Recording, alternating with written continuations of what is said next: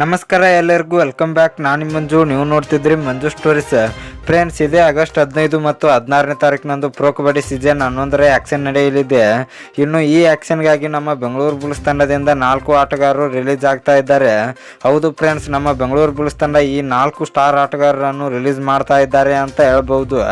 ಯಾಕೆಂದರೆ ನಮ್ಮ ಬೆಂಗಳೂರು ಬುಲ್ಸ್ ತಂಡ ಈಗಾಗಲೇ ನಮ್ಮ ಬುಲ್ಸ್ ತಂಡದಲ್ಲಿ ಹಳೆ ಆಟಗಾರರನ್ನ ಎಲ್ಲ ಬಿಟ್ಟು ಹೊಸ ಆಟಗಾರರನ್ನು ಪಿಕ್ ಮಾಡಬೇಕೆಂದು ರಣಧೀರ್ ಸಿಂಗ್ ಕೋಚ್ ಅವರು ತಿಳಿಸಿದ್ದಾರೆ.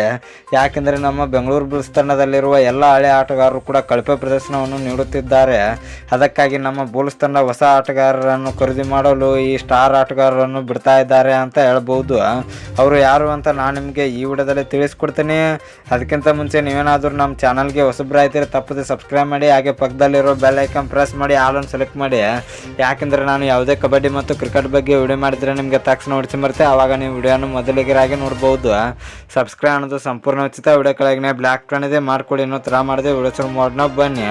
ಇನ್ನು ಫ್ರೆಂಡ್ಸ್, ನಮ್ಮ ಬೆಂಗಳೂರು ಬುಲ್ಸ್ ತಂಡ ಪ್ರೊ ಕಬಡ್ಡಿ ಸೀಸನ್ 11ರ ಆ್ಯಕ್ಷನ್ಗೆ ಈ ಸ್ಟಾರ್ ಆಟಗಾರರನ್ನೆಲ್ಲ ಬಿಟ್ಟು ಹೊಸದಾಗಿ ಪಿಕ್ ಮಾಡುತ್ತಾರೆ. ಅವರು ಯಾರು ಅಂತ ನೋಡಿದರೆ ಅಭಿಷೇಕ್ ಸಿಂಗ್, ಸಚಿನ್ ನರ್ವಾಲ್, ರಾಣ್ ಸಿಂಗ್, ವಿಶಾಲ್ ಲಾಥರ್ ಅಂತ ಹೇಳ್ಬೋದು. ಈ 4 ಆಟಗಾರರನ್ನು ನಮ್ಮ ಬೆಂಗಳೂರು ಬುಲ್ಸ್ ತಂಡ ಪ್ರೊ ಕಬಡ್ಡಿ ಸೀಸನ್ 11ರ ಆ್ಯಕ್ಷನ್ಗೆ ಪಕ್ಕಾ ಬಿಡುತ್ತದೆ ಅಂತ ಹೇಳ್ಬೋದು. ಅಂದರೆ ಇವರನ್ನು ರಿಲೀಸ್ ಮಾಡಿದೆ ಅಂತ ಹೇಳ್ಬೋದು. ಇನ್ನು ಫ್ರೆಂಡ್ಸ್, ನಿಮ್ಮ ಪ್ರಕಾರ ನಮ್ಮ ಬೆಂಗಳೂರು ಬುಲ್ಸ್ ತಂಡದಿಂದ ಯಾವೆಲ್ಲ ಆಟಗಾರರನ್ನು ರಿಲೀಸ್ ಮಾಡಬೇಕು ಎಂಬುದನ್ನು ಕಮೆಂಟ್ ಬಾಕ್ಸಲ್ಲಿ ಕಮೆಂಟ್ ಮಾಡೋದ್ರ ಮೂಲಕ ತಿಳಿಸ್ಕೊಡಿ. ಇನ್ನು ನಿಮಗೆ ಇದೇ ರೀತಿ ನಮ್ಮ RCB ಮತ್ತು ಬೆಂಗಳೂರು ಬುಲ್ಸ್ ಬಗ್ಗೆ ಅಪ್ಡೇಟ್ಸ್ ಬೇಕಾದರೆ ನಮ್ಮ ಚಾನಲ್ ಲೈಕ್ ಮಾಡಿ, ಶೇರ್ ಮಾಡಿ, ಸಬ್ಸ್ಕ್ರೈಬ್ ಮಾಡಿ. ನಮಸ್ಕಾರ ಫ್ರೆಂಡ್ಸ್.